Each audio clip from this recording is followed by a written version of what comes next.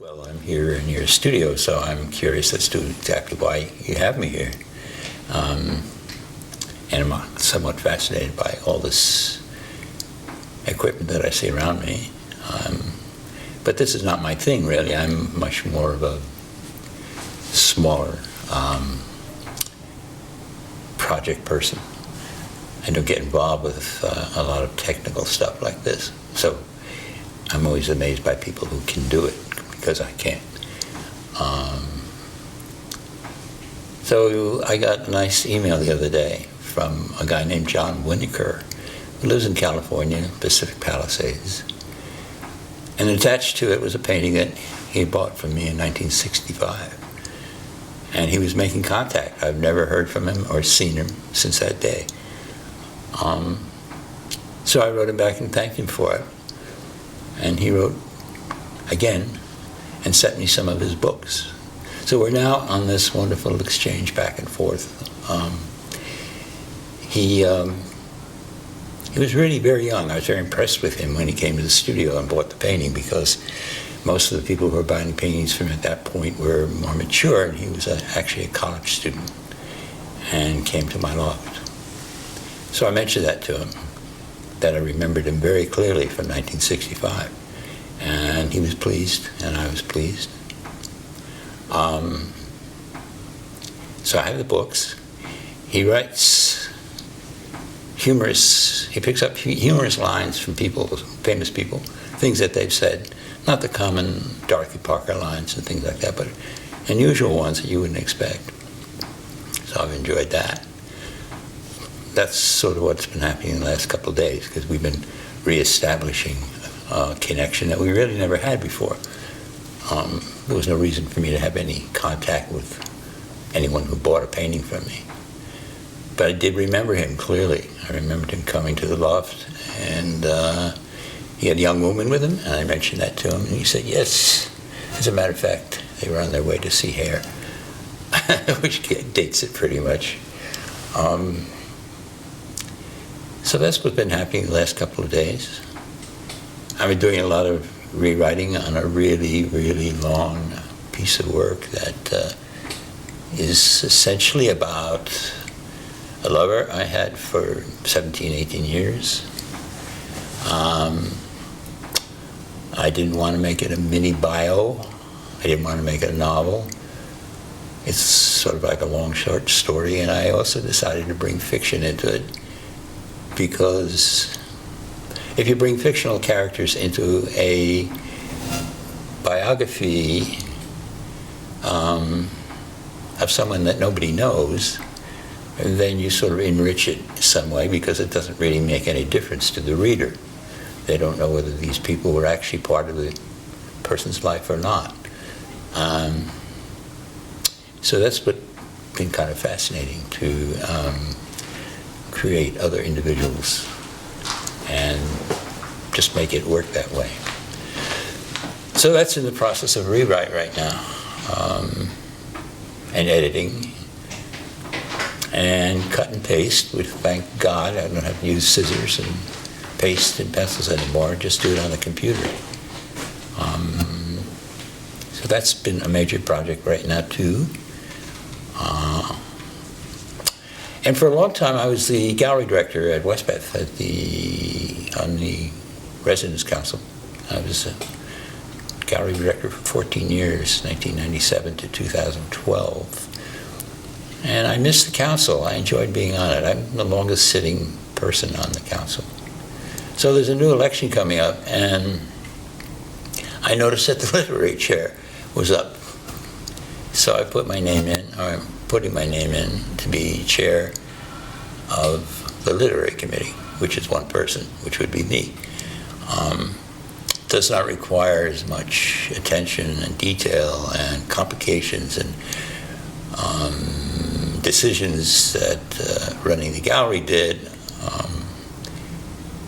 The best thing about running the gallery was selecting the work and putting it on the wall, arranging it so that anyone coming into the gallery who is not familiar with the painters could move through the exhibit show in a comfortable way and not get hung up on something that stops them from the flow of the show itself. So each piece had its own individual space and its own individual personality. I like to apply that to the literary thing and get some people from the outside into reading here. Westbeth can be a little bit too insular sometimes, and has been very insular in the past, where everything happened only for Westbeth and only for Westbeth artists, whatever their discipline might be. Everybody was demanding their time, their space, whatever within this complex. And it was damaging in a way because we got isolated. So more recently, there have been a lot of other openings for people, outside organizations to come in and show in the gallery. And I think that in the literary slot, I'd like to bring people in from outside to read, discuss, exchange information, exchange ideas with people. And they don't all have to be Westbeth residents. I mean, the audience does not have to be Westbeth residents. It would be put out there so that anybody could come. And that's that's sort of what's happening as of today. I sent in my email to westbethevents.com announcing that I would like to run for literary chair. They're going to take my picture, and I will have to provide them with a bio, all of which can be done very quickly. In fact, I went through my file of pictures of Jack, and I found one I think will be okay as long as John Turner doesn't fool around with it and Photoshop it to death. But that will be okay. So that's what's been happening the last few days. But if I go back further than that, I could go all the way back to that painting that John Whitaker bought. And I lived in a loft on First Avenue for about 12 years, 1,800 square foot loft, 37-foot studio. I mean, able to make big paintings. Actually, John bought a rather small one compared to what else I was doing. But I had a lot of people come there. I supported myself from selling out of the loft. Then this is an anecdotal thing, which is actually on the Westbeth website, I think, in an interview with Terry Stoller. She's been doing a series, and I was the first one she interviewed. So I mentioned to her that in the 1960s, the art world in New York was so completely different than the non-existent art world in New York of today. I met Betty Parsons at a party, and she knew I was a painter from the person giving the party, and we chatted and talked, and she invited me to bring some work up to her studio, to her gallery, and we made an appointment, and I did. And when I arrived, she wasn't there. Her assistant, Jock Truman, came out and looked at the work, which I had unwrapped to show, and he said he didn't think that Betty Parsons would be interested in the work. And then he went back into his office. And then I rewrapped the paintings. And so I went down to the street, and I stood there, and there were telephone booths in those days, so I had places to lean the paintings while I contemplated death and destruction. But I thought, I'm not going to find another checker cab and take this stuff home. What do I do? So I got in the telephone booth, leaving the paintings outside, and they were big, and I called the top gallery in New York City, and Leo Castelli. And I said to whoever answered the phone, do you ever look at work that people just bring in from the street? And it happened to be Ivan Karp who picked up the phone, and he said, sure, bring him in. So I hauled my stuff up to Leo Castelli Gallery, which is, and still is, one of the best galleries in New York. And he looked at the work and he said, I like your work, send me some slides. So I went home feeling, I've accomplished something today. But did I send him any slides? No, I mean, you don't just immediately send him the slides like it's been demanded of you. Until my friends came down on me and said, send him the slides. So I did. And he came down to my studio and he picked up some work for some various shows, not at Castelli. He made it pretty clear that we were not going to be working at Castelli, but he would like to work with my work in other venues. So he got me into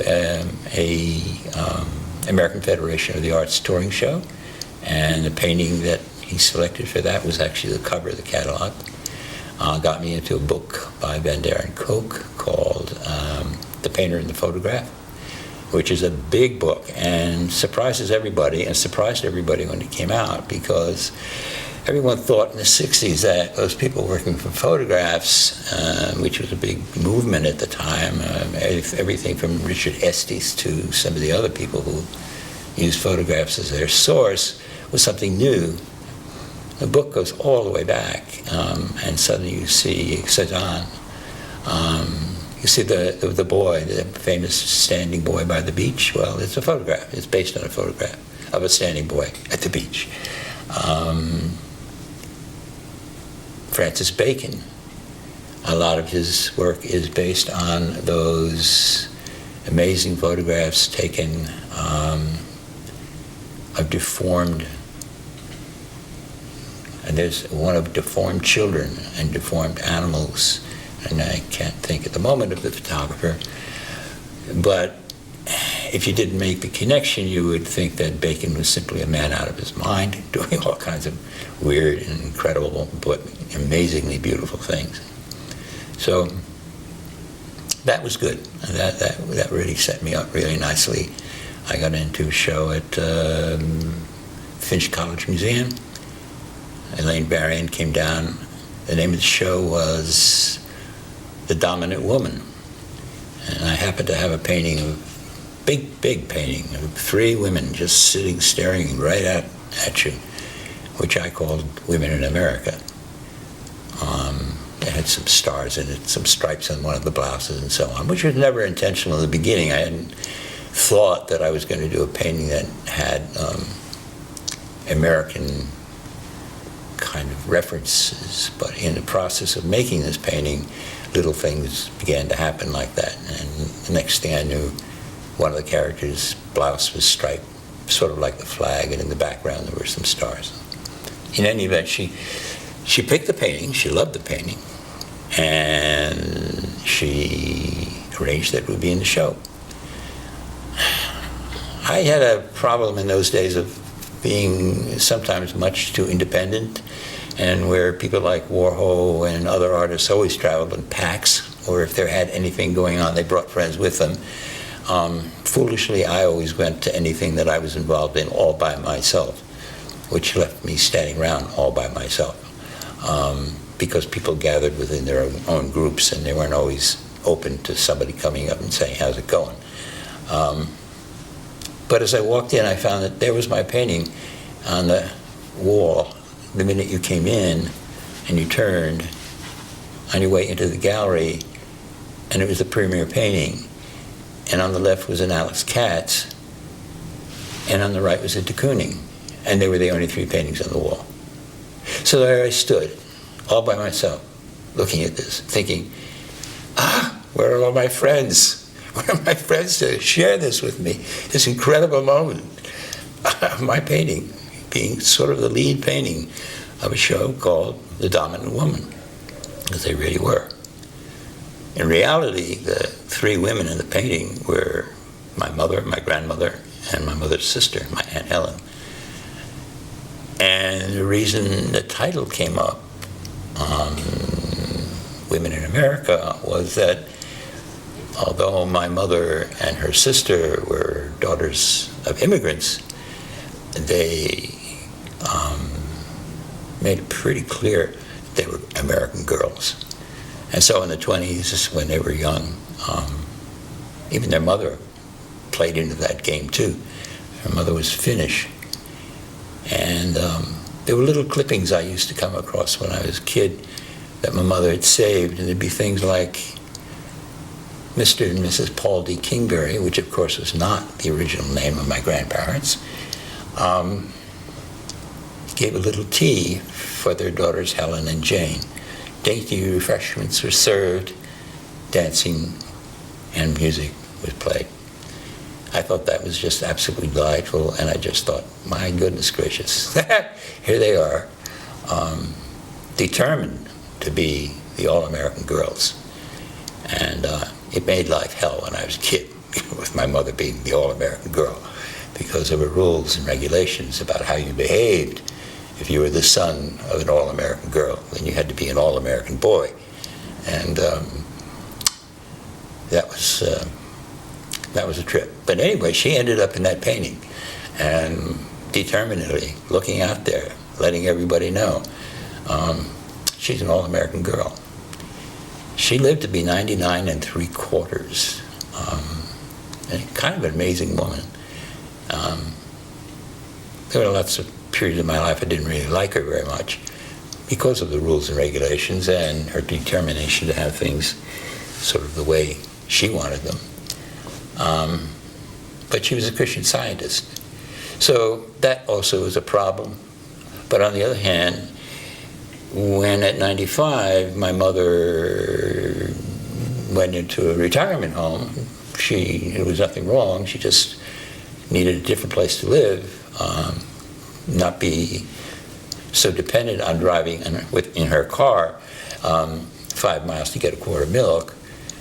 They said to her to please bring her medical records. And she said, I don't have any. And they said, you've never been to a doctor? And my mother said, no, I don't go to doctors, I'm a Christian Scientist. And so she got in the nursing home. I'm sorry, not a nursing home, the retirement home. Lived there very happily, still played the piano, played bridge, chatted off with the ladies. One morning she got up, took a shower. She dressed nicely for a 99-year-old lady, sat down in her chair. A woman from the